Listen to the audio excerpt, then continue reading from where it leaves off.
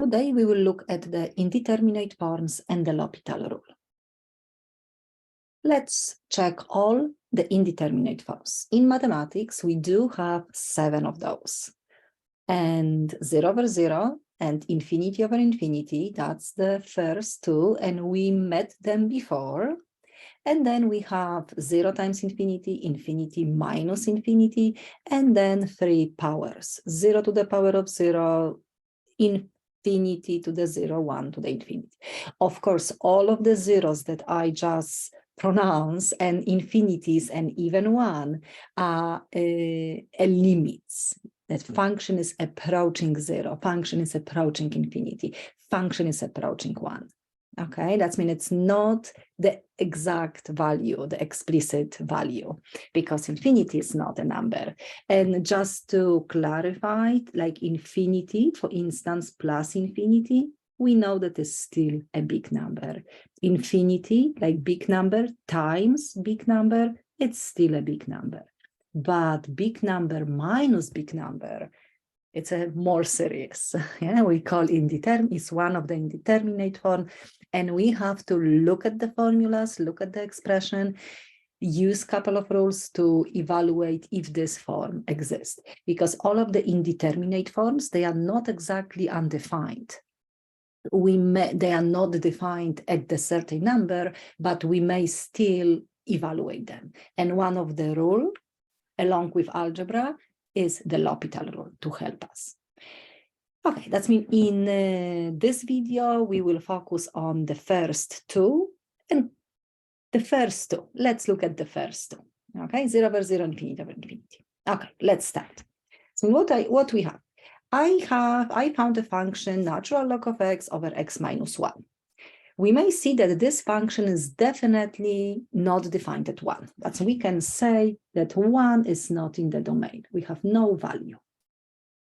Actually, domain of this function, if we would like to find the domain, we don't know how function looks like, but logarithmic function only takes positive number. That means all of the positive, starting from 0 to infinity, but on the way to infinity, we have to remove 1. I mean, this function is defined from 0 to 1 and from 1 to infinity. And we would like to evaluate, check, analyze what is happening on the left and the right-hand side at 1. We would like to compute this limit. When we do the direct substitution, natural log at 1 is 0, 1 over 1 minus 1 is 0. And so we have 0 over 0. We can see this is the first indeterminate form. And yes, we don't really know what to do. We remember from the previous chapters, especially the chapter 2 about limits. We did have this indeterminate form, but we probably have this like ratio of the same type of function, like for instance, something like this. Rational function, ratio of 2 polynomials.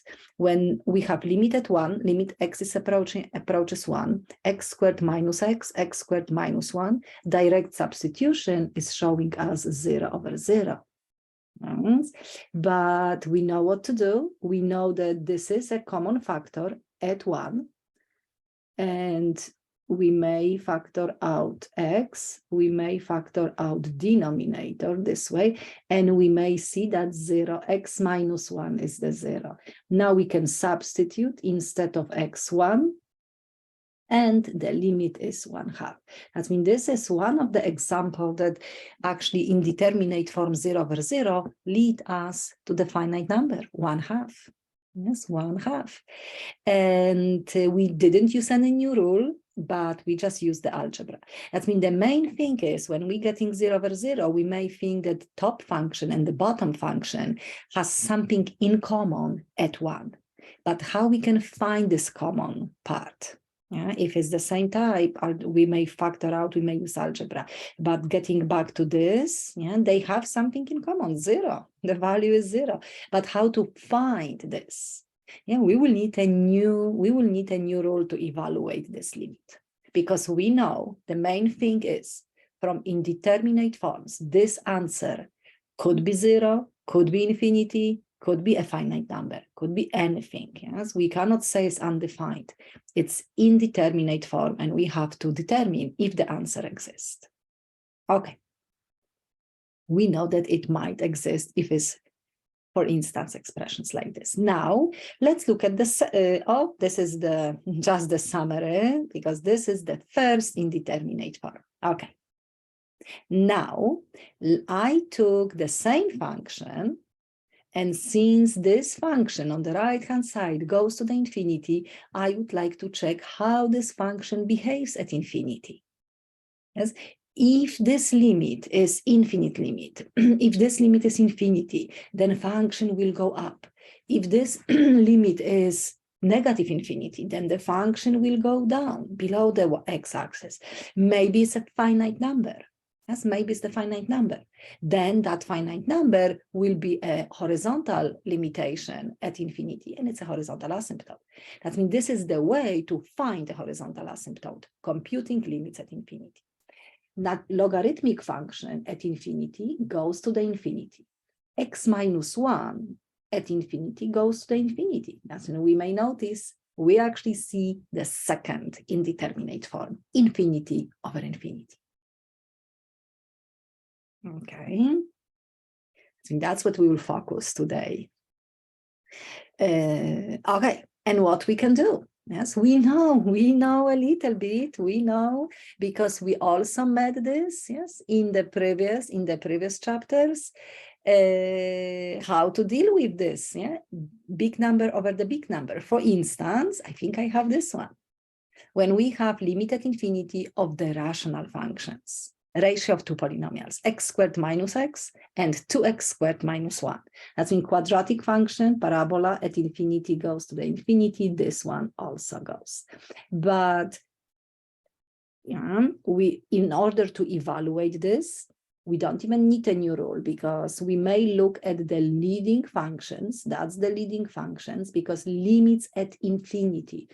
We know that algebraically we can definitely look only at the leading terms. When I factor out, or when we divide by the leading terms, the other terms will disappear. They will go to 0. And please remember, computing limits at infinity, yeah, x approaches infinity. We're only looking at the leading terms. And now it's a small battle between them. If the degree is the same, that's the case, degree is the same, x squared and x squared, then we're taking just the ratio of the leading coefficients, 1x squared, 2x squared, 1/2 will be the answer. Yeah?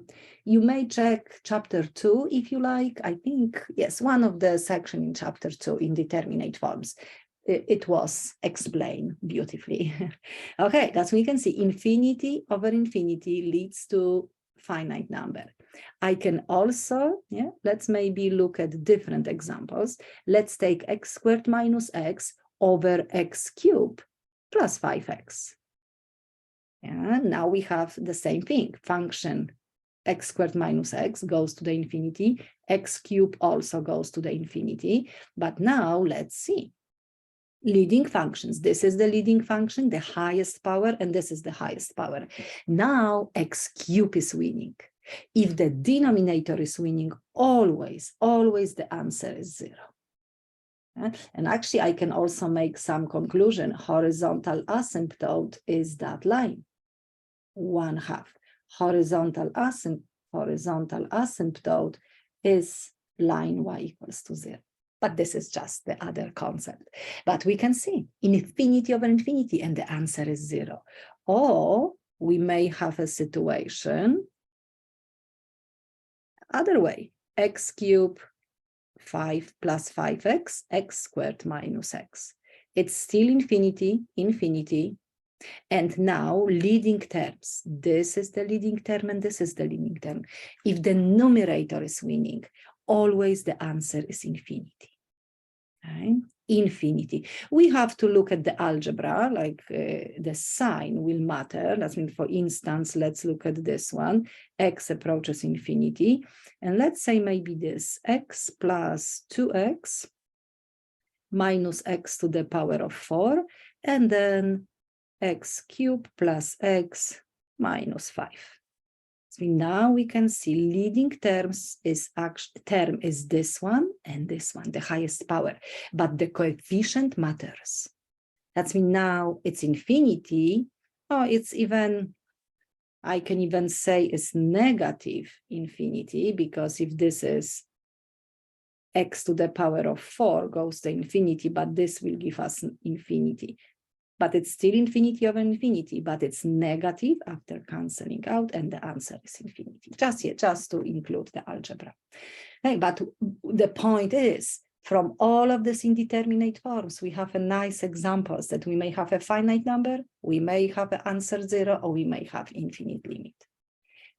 No horizontal asymptote. No horizontal asymptote if the limit is infinity. Okay. But now, how do I know? Yes, like when we have function like this, this is not a battle between two polynomials. It's different type of function. We may also know, because probably all of my students already watch my relative rate of growth, the relative rates of growth video, and I'm explaining like which function grows faster. How fast, for instance, is exponential function, and how slow is logarithmic. That's we may use this as a tool, and we will still learn the L'Hopital rule, because that's important rule. But we remember from that video, or if you didn't watch, you may still watch. Yeah? It's ready for you. Logarithmic function versus power function, like x. It's x to the power of 1 at the moment, but any power, even big number. Yeah, this must be the positive integer natural numbers. Could be even 5, 6, 7, 10, 15, doesn't matter. Yeah, always, yeah, this function will be faster. Logarithmic function is slower. That means if the denominator is winning, the answer is 0. Yeah, we will do the L'Hopital rule at the moment, but we still, especially limits at infinity. Okay, limits at infinity only. We may use the relative rates of growth. For instance, let's maybe try a couple of them. When we have a battle between x to the power of 100 versus e to the x. Yeah, this is infinity and this is infinity. But we know, yes, which function is winning. Again, power function. Yes, x to the power of 10 could be any number. Probably at some point, this will be higher, but we're looking at infinity. Exponential function always grows faster. Right? We can have a to the power of x, x to the power of n. This will be always faster. Doesn't matter what is the base, doesn't matter what is the n.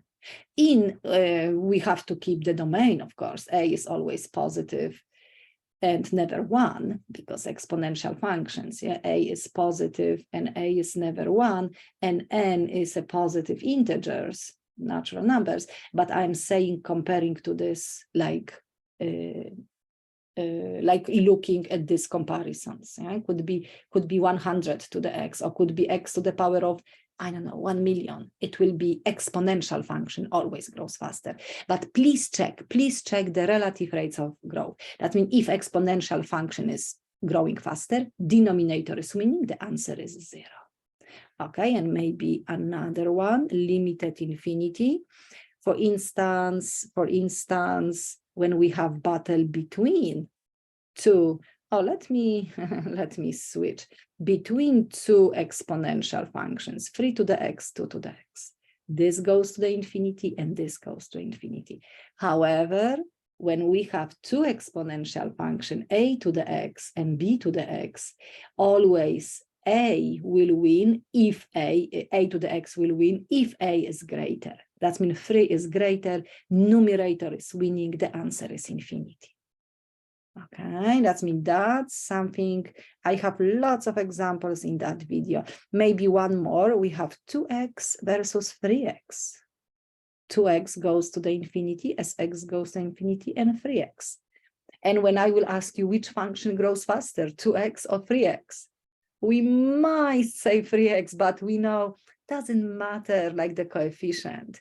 x, yeah, the main function, the variable, is the same function. We can even cancel out and have a finite number. That means, again, we can see indeterminate form, infinity over infinity, and different scenarios. That's mean, please check for this.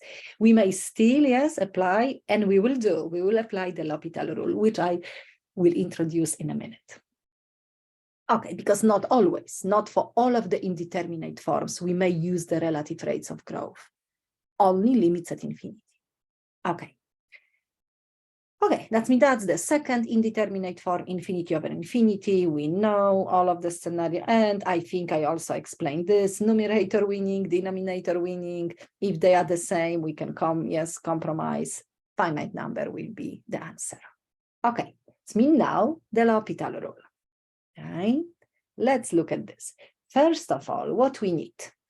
We need function f and g to be differentiable. Yes, we have to be able to find the derivatives of these functions. And we may have this scenario. Both of the functions goes to 0 at a certain number, a. Yeah, we can see x approaches a and function f and g goes to 0, or different scenario for different indeterminate form, x approaches a and both of them f and g goes to positive or negative infinity. Doesn't matter because algebra can be, arithmetic can be always added. And then we will create two forms, this one or this one, 0 over 0, infinity over infinity. And we do have 7 indeterminate forms, but in order to use the L'Hopital rule, which I will show you in a minute, is at the bottom of this slide, we may only apply directly when we see these forms, meaning that the other 5 forms, we have to, in some way, algebraic way, to rewrite in the form of 0 over 0 or infinity over infinity. Now let's look at the rule, the L'Hopital rule. Then we can take this fraction, this limit, if it's 0 over 0, or could be infinity over infinity, and the limit as x approaches a, the ratio of f and g is equal to the ratio of their derivatives, f prime, g prime. Yes, and you will probably always see me, I will put h, meaning that I did apply h because the ratio of the function and suddenly the ratio of the derivatives. Yes, somebody can think why this is, but yes, we are only allowed to apply h, the L'Hopital rule, if it's 0 over 0 or infinity over infinity form. Okay. And just by the way, I think the L'Hopital rule, the S is also the correct spelling. Could be without S, could be with S. Okay, now a couple of notes that, yes, limit of the quotient of the function is the limit of the quotient of the derivatives. If it's one-sided limit, we can also apply the L'Hopital rule. And note number 3, important, we do not use any quotient rule. No, it's not, we're not differentiating that quotient. We're just using that magic tool. We have to take separately derivative of the top of the fraction and derivative of the bottom of the fraction. That's it. That's it. Yeah, no quotient rule. No. Okay. So now, before we solve actually a couple of questions, let's look at the 2 minutes proof. When we will have a function f and g, we may notice at a the value is 0. Yes, the value is 0. That means if I will compute this limit, x approaches a, f of x over g of x, this actually is 0 over 0. Yeah. But now, because we're looking at the situation, at the behavior f over g, exactly like at x approaches a. That means we are extremely close. And this is, I zoom in. Yeah, that means this is the same circle. I'm getting extremely close. I'm zooming to that situation, x. Yeah, the values x are close to a. And when we go closer and closer and closer, the curve f and g becomes like a line. And when we have a point, we may get point slope form. We know how favorite this is in calculus. Point slope, the point is a0, we not sub 0, a, and then they have different slopes, m sub 1, m sub 2. But now, since I am close, because that limit x is close to a, I can rewrite,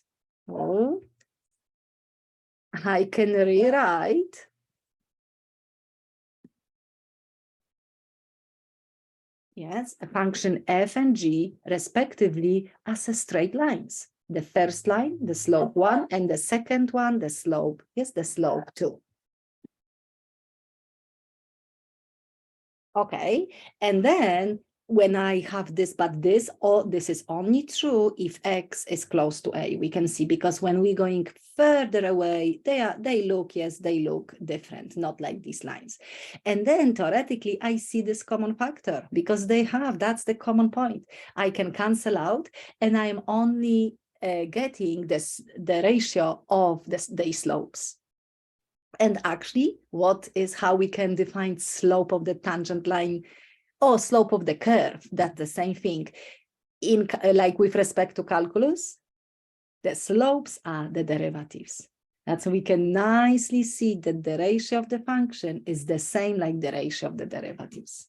Yeah, it's a really, really quick visual proof, but showing us that this rule works. Just in case if you will wonder, why the ratio of the function is the same like the ratio of the derivatives. Yes, it is, because we are close to, x is close to a, almost straight line, the same point and ratio of the slopes. Okay, now we have a rule, we have a proof, we may apply. Okay, so now let's get back to this, because this limit we didn't calculate. Yes, this limit we didn't calculate. Okay, that's mean. One more time, natural log at 1, doing direct substitution, is 0. 1 minus 1 is 0. We do have a good indeterminate form. We may apply the L'Hopital rule. Limit as x goes to 1. Derivative of natural log of x is 1 over x. Derivative of x minus 1 is 1. When I simplify, I mean rewrite a little bit. Yes, that's the fraction, and then direct substitution will show us 1. Wow, excellent, excellent. 0 over 0, the limit is 1. We know that could be anything, right? Could be anything, could be 0, could be infinity, could be a finite number, but yes, we did this. We don't know exactly how this function looks like. Yes, I will not analyze, but we know that at 1 function is not defined, but limit at 1 is 1. And I don't know, maybe, I don't know. Yeah, because function is, I don't know, because I don't know if we have x-intercept. And what was the limit at infinity? Because then I know which direction to go. Limit at infinity was actually 0. Oh, that means it will be different, because meaning that 0 is the asymptote. Because, I can write one more time, because it's also a practice. Natural log of x over x minus 1, infinity over infinity, which infinity is like faster, relative rates of growth, power function x. That means denominator winning 0. That means horizontal asymptote is 0. Okay, and then I don't know, maybe something like this. I don't know exactly how this function looks like, but yes, we have the limit. Yes, we have limit at 1 is 1. Okay, let's see the next example. Example number 4. Exercise number 4. Limit as x approaches 0, tangent x minus x over x cube. Tangent at 0 is 0. 0 minus 0, 0, 0 cube 0. Okay, we allowed to use our rule, the L'Hopital rule. Let's differentiate. Derivative of tangent of x, secant square of x, minus derivative of x, 1. Derivative of the denominator, this. And what we see, secant at 0 is 1. 1 squared 1. 1 minus 1 is 0. That's we getting 0 over 0, and this is 0. We're getting 0 over 0 one more time. That means we will apply the rule again. Derivative of secant square of x. Secant of x squared. 2 times secant times derivative of secant, which is secant times tangent. Okay, and then 6x. Okay. 6x is 0, tangent at 0 is 0, secant at 0 is 1. That means we still have 0 over 0. And we may still apply the L'Hopital rule, but what I will do, I will use actually different rule. Let me move x, 6x, I can just rewrite. If we remember the rule sine of x over x or tangent of x over x, this limit goes to 1 as x goes to 0, of course. So now I can only have 2 times secant at 0 is 1, secant at 0 is 1 over 6, 1/3. But you may still apply the L'Hopital rule. It will be a little bit crazy because it will be product rule on the top. Yeah, and derivative actually of 6x, it will be 6. That means this will be the last time, yeah, because we're not allowed to apply the L'Hopital rule if 0 over 0, yeah, it's not the form. Okay, that's we did twice, and actually I use the other rule. Yes, I use this one. Sine of x over x as x goes to 0, it is 1. We do remember this. And since tangent is sine over cosine. That means sine of n. That means this is different. Yeah, that's different form of tangent, which actually this is more appropriate. And sine of x over x is 1, and cosine at 0 is 1. That means this will be 1. Okay. Exercise number 5. X approaches 0 from the right-hand side is okay. E to the x minus 1 plus x. E to the 0 is 1. 1 minus 1. 1 minus 1 is 0 plus 0. Actually, it is 0 and 5. Okay. 5 times 0. Okay. We good to apply the L'Hopital rule. X approaches 0. Derivative of e to the x is e to the x. Derivative of 1 is 0. Derivative of x is 1. And then 10x. Okay, let's check what we have. E to the 0 is 1. 1 plus 1 is 2. 10 times 0. That's we actually have 2 over 0. And this is right-hand side. Yeah, that's we actually have, we're not allowed to apply the L'Hopital rule. The L'Hopital rule is not the case because we don't see 0 over 0.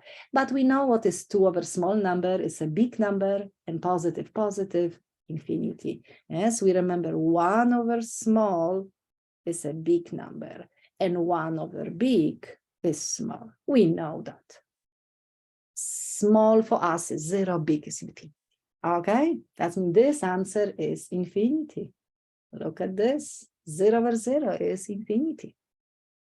Okay. Now, x approaches pi from the left-hand side, and sine of x over 1 minus cosine of x. Sine at pi, it is 0. Cosine at pi, what is cosine at pi? Cosine at pi is -1. Okay, now we have 0 over 2. No problem at all. No 0 in the denominator. No the L'Hopital rule. This is just 0. And that means also we have to be careful if we're getting this, like, yeah, different forms. Only 0 over 0 or infinity over infinity. Okay? Exercise number 7. Oh, finally, we have a couple of limits at infinity. E to the x versus x squared. We know what is the x goes to infinity. Exponential and quadratic goes to the infinity. We allowed to use the L'Hopital rule. However, let's maybe do on the second line because we know the answer. You may just answer this is infinity because e to the x grows faster than quadratic function. Relative rates of growth. Yeah, and you're perfectly fine to use it. Relative rates of growth. Okay, but we may still check because we may actually look at this behavior. Derivative of e to the x is e to the x. Derivative of x squared is 2x. And you may notice e to the x, the exponential function, will always stay. We will never get rid of this derivative. I mean of this x, of this infinity. That's the reason that the answer is infinity. E to the x goes to infinity, 2x again goes to the infinity. We may apply the L'Hopital rule again. Okay, derivative of e to the x is e to the x, derivative of 2x is 2. Okay, then that's not a L'Hopital rule. This is basically infinity. But we knew it based on the relative rates of growth. If you know the answer based on the relative rates of growth, you can do it. You don't have to apply the L'Hopital rule for limits at infinity. Okay. Oh, that's actually our function, but we know that, I solve on the other one. We solve this one, yeah? But this goes to infinity, this goes to the infinity. We may apply the L'Hopital rule. X approaches 1 over x, and derivative of the denominator is 1. We will have this, and this is 1 over big number, 0, 0. And we knew it that this limit goes to 0 because logarithmic function versus like x, denominator is weak. Function from the denominator grows faster. That's the reason. Okay, and then now logarithmic function goes to infinity and cube root of x goes to the infinity. We can apply the L'Hopital rule, but we also know the answer. Okay, let's check what is the answer, maybe here. The answer is, which function grows faster, natural log or the power function? Of course, the power function. Denominator is winning, the answer will be 0. But let's check. Derivative of ln of x, 1 over x. Derivative of cube root of x is 1/3 x to the power of negative 2/3. And when we simplify this, 1/3, I can put 3. This is x. Let's actually write x to the -1, x to the -2/3. Let's see if we can get, this is 3. -1 minus -2/3, because when we dividing the same base, we may subtract the exponent. Again, -1 minus -2/3 will be -1 plus 2/3. It will be -1/3. And rewriting this in the form without negative exponent is this. So we have 3 over big number, because x is infinity. 3 over big number is a small number. We knew it, we knew it, but the new rule works. But one more time, if you have the limit at infinity, please always think about which function grows faster, relative rates of growth. Okay, and now I will stop the video there, because I just said that we will focus in this video at the 0 over 0, infinity over infinity. Please check my next video and I will start from there. The other indeterminate form, 0 times infinity. But this will be in the next video. You need a little bit of break, okay? But then come back and check the next video, 0 times infinity. And also I will talk about the other, infinity minus infinity and the powers. Thank you for now. Thank you.